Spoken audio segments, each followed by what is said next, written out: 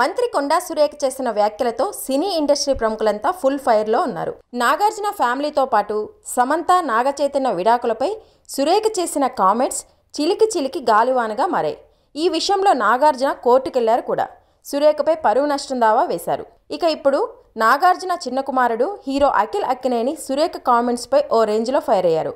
కొండా సురేఖ చేసిన నిరాధారమైన ప్రకటనలు అసభ్యకరంగా, వల్గర్గా ఉన్నాయి. ప్రజాసేవలో ఉండి ప్రజలకు రక్షణ కల్పించాల్సిన ఆమె తన నైతికత, సామాజిక సంక్షేమాన్ని మర్చిపోయారు. ఆమె వ్యాఖ్యలతో మా కుటుంబ సభ్యులతో పాటు ప్రజలు కూడా బాధపడ్డారు.